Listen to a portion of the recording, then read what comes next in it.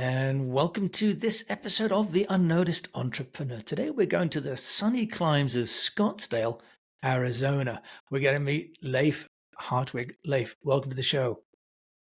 Jim James, thanks for having me on. This is great.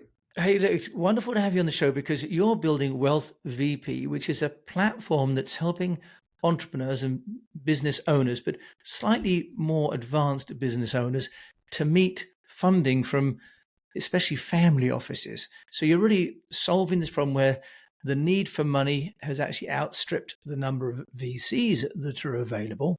And you've also built an amazing SaaS business. So we're going to talk about how you've built the business that helps entrepreneurs, but also how you're building your own SaaS, which you're saying is going to be over $100 million in the next 4 years. So plenty of things for us to talk about. So Leif, tell us first of all about WealthVP. Well, I'm real excited about WealthVP and thank you for having me on the show because the purpose of this is really to help your listeners have an opportunity to meet their dreams, to grow their companies. And what I found about 3 years ago as I was helping a few companies raise money, that this is the big blocker, right? For companies if you want to go to the next level. And the marketplace is enormous. It's a multi-trillion-dollar marketplace. But interestingly enough, it's all word of mouth and networking. Can you believe that, I'm old enough to remember 8-track tapes? Me too. And the marketplace is still the same way working that it was when we were listening to 8-track tapes. So to digitize that process, we developed a software platform that matches really great startups and middle market companies with investors that have the means to fund them in a meaningful way. And in a way, it's like Match.com meets Shark Tank. I don't know if every country out there has a Shark Tank, but also we've done that kind of on steroids because we've recognized that most founders don't know how to put together pitch decks and get other things, the collateral that they need to make that happen. And not just matching them with any investor, but investors that have the means to get them to that point where they can actually grow the company. And as you probably know, 90% of all startups go under because of lack of capital. They go out of sort of out of fashion and sort of choose a product or service that people don't want to fund. But you're also tackling a source of funds that traditionally entrepreneurs don't get to, private offices, family offices, because most go to, friend and family, or then they go to the angels, and then they go down the VC route. And the VC route is often really very cut and dried. Why have you gone for the family offices? Or also, maybe you should explain what family offices are for people that are not so familiar with them. Do you know what's so amazing is in the U.S. there's about 1,000 venture capital companies, only 1,000 for about 1 million people chasing money.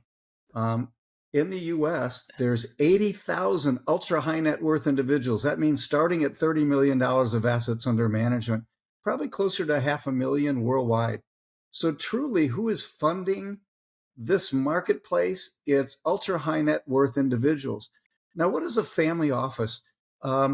It's a term that a lot of people use loosely, but let's say that you've exited your big company for $100 million. Now, what are you going to do with your money?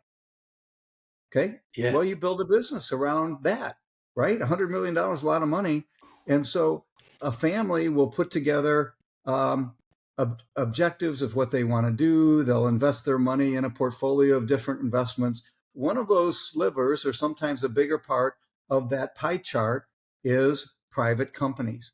The thing is that unlike venture companies that get hundreds, maybe 1,000 different solicitations a month, families get nothing.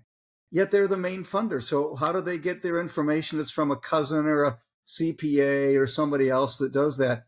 So we increase the deal flow to family offices with quality deal flow, and we can talk about that a little later, but that allows them to expand their networks across the whole globe.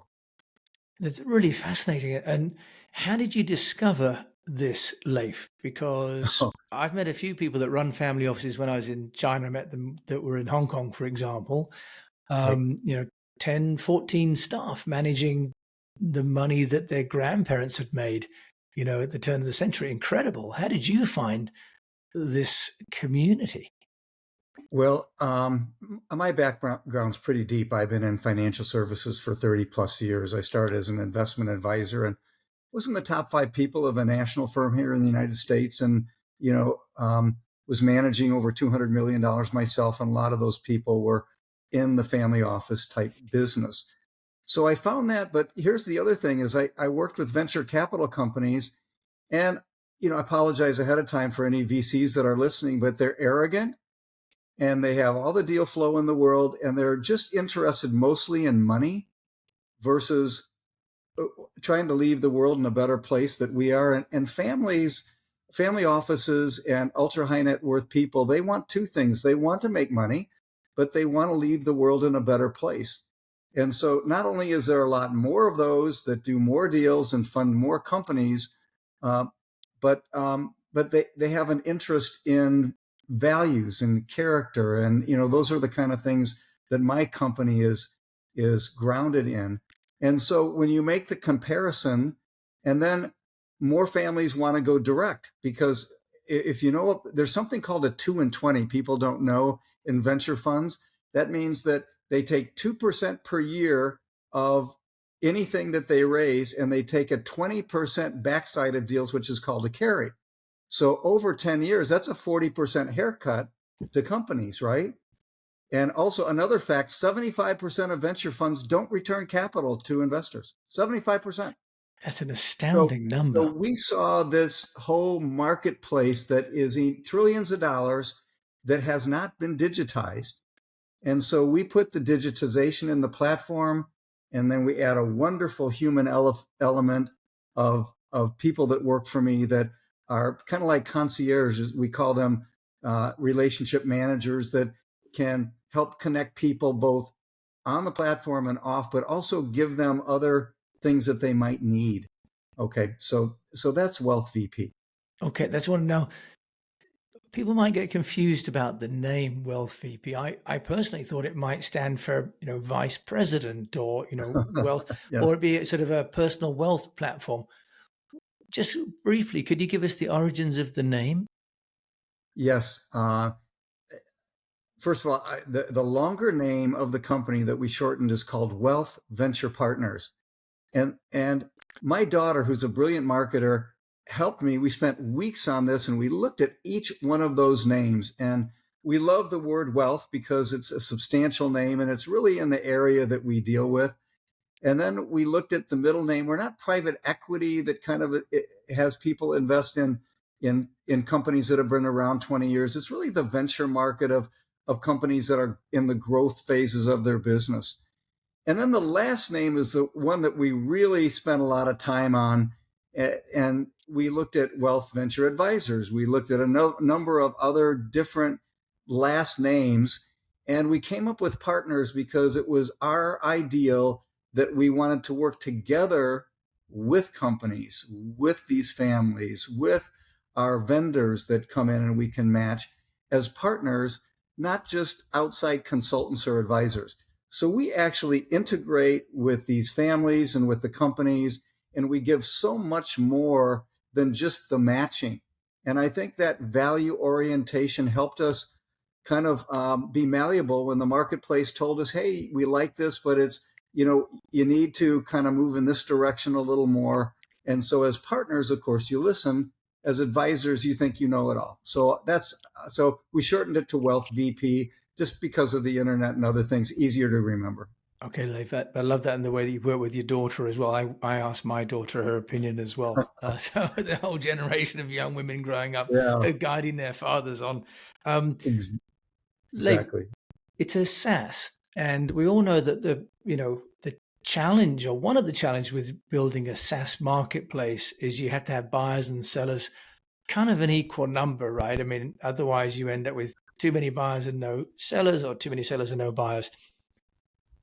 How did you overcome that challenge? And who did you get on first, for example, or what did you have to offer them? That's one of the best questions you could ask, because I think, because I've done other businesses in the past, you need to go in and say, you can hit the target, but at the beginning, you probably don't hit the center of the bullseye. And so what we did is we first thought that our main clients were going to be the startups, the entrepreneurs, that we could have 1 million of those, because like on a dating service, if you pay $50 a month for a date, would you pay $50 a month to meet an investor? Of course, yes is the answer. But then we went back to our value system and said, is that a false promise? If we had 1 million people, can we get them funded? And the answer was no, we couldn't. But who could we get, funded? And that was companies that had gone through maybe the friends and family thing already and had gotten to a level where they started revenues. And so we actually flipped our model, that the investors, we put them first, which, by the way, puts the companies on our platform first, right? Because now we've got a good match. So how do we do that balance? So we flipped from wanting 1 million companies to now maybe having a 5-to-1 investors versus companies, because we want, even though our promise is to match, and we get over a 90-95% match, so everybody gets matched, then they've got to do their thing, because we don't share in the backside. We're a SaaS company, so that's really valuable to both sides, because we're non-biased. Our goal is to get them funded. Okay, so with that in mind, that our end goal, but we want to stay out of the SEC rules of being a broker dealer. So even though we work hard to get you funded, that's our relationship. Okay, it's now to get those people in our first year, we were pretty stealth, but we grew by word of mouth. And then now we're just scaling the heck out of it. I hired a head of marketing who ran 3 lines of product for Sage in their biggest division in the United States, and worked with the biggest brands in the world. And so she's my marketing person, doing all of those things of, LinkedIn campaigns and blogging and articles and all of those things that SaaS companies need to do on that side. But that's a different marketplace to attract those people, because it's a lower price, and the pain point is so high in the world right now. When we talk to people, how can I get on? I need money. I need to do it. So we can do that digitally. Okay. And because our price is lower, we must. On the family side, it's a relationship sale. So we've decided that we're going to go to entities that have multiple people in our target market. So RIAs, registered investment advisors. I was in London and spoke on stage at Presto and Partner. They had 160 people there. Many of those were high net worth investors. They liked what we're doing. Also Footprints, run by Karen Gould over there. And I did another presentation there, and they had a similar group. And so we're forming relationships, because what we found with families, there's an old saying, if you know one family office, you know one family office. Okay, because they're all different. But what are they like? They like privacy and trust. Okay, so I should probably do this, trust. So as a new company, we recognize that it would take us years to develop trust.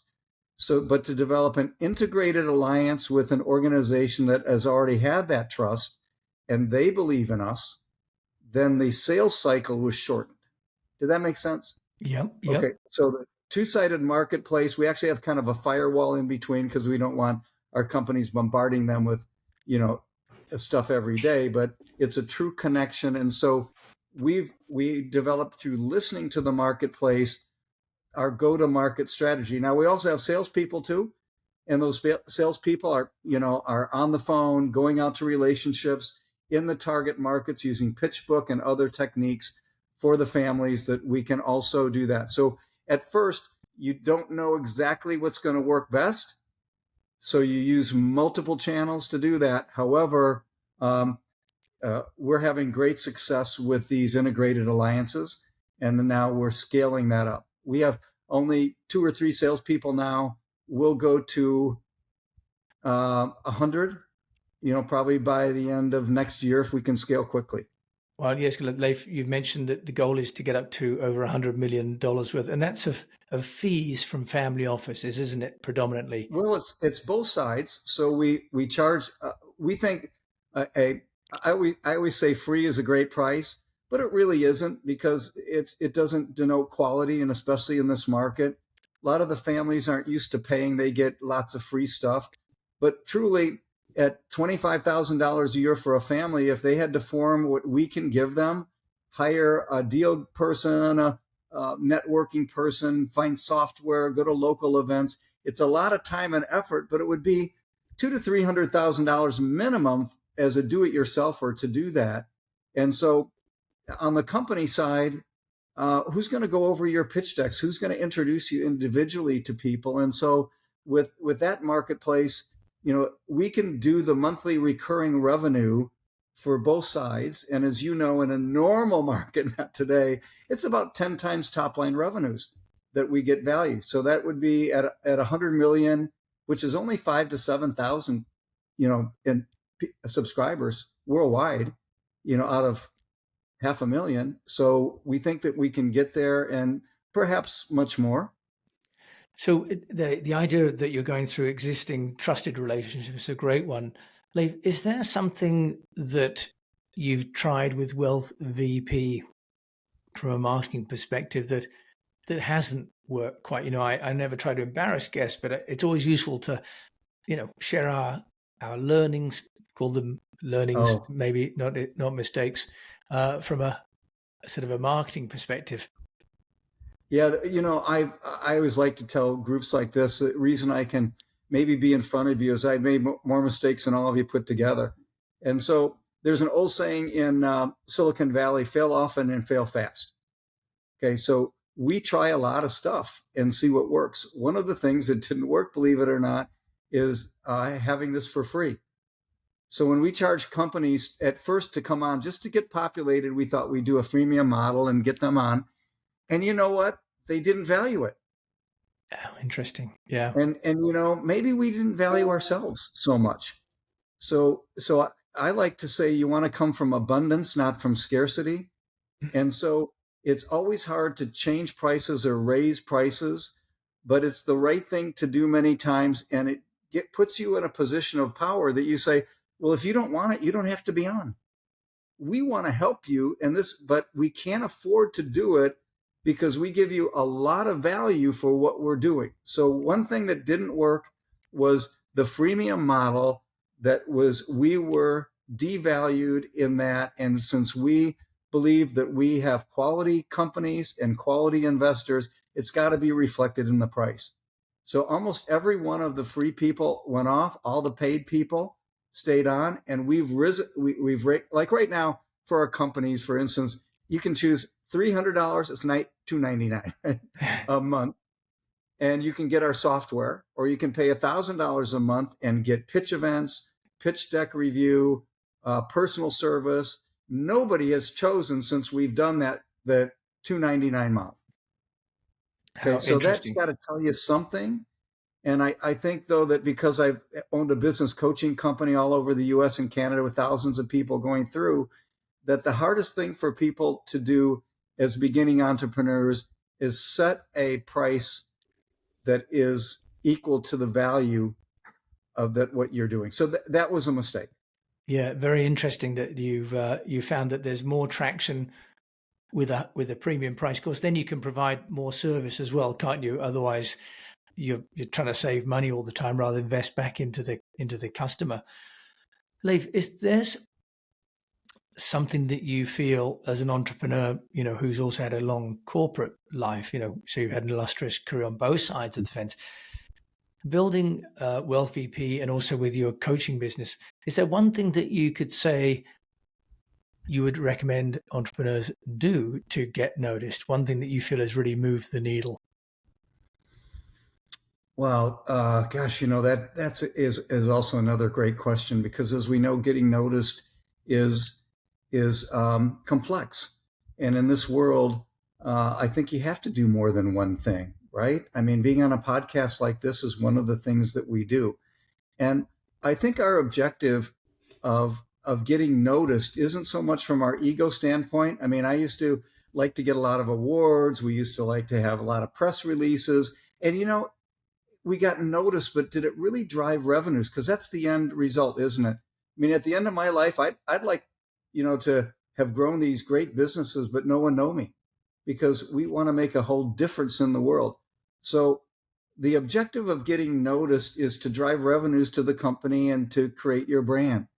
And so what we do is we try a lot of things and say, what is the most effective way that we can get noticed, but also drives investors or drive subscribers in revenues, and has the shortest time duration while doing that, because duration of your close from start to finish is important to create greater volume.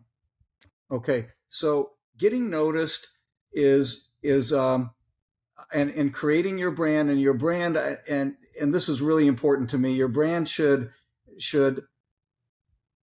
somehow project your internal values. We started before the how you do things or the why you do things. We started with, what are your values, and how is that going to be projected into your mission of leaving the world in a better place? Okay, so character, integrity, family, faith, hard work, all of these things that are important to us. And I think then that is a better way to get noticed. And you attract the kind of people that you think about all day. And so it's attracting great people, it's attracting getting noticed in the right ways. And then that great brand that all of you out there are building, that people will see through that.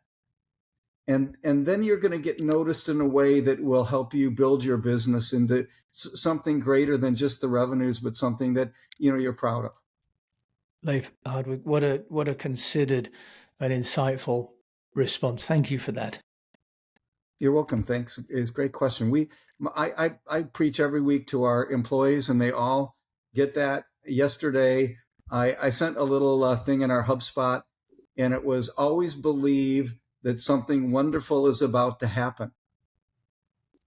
Okay, and that helps people come from abundance, not scarcity, because everybody out there that's listening, I know how hard this is.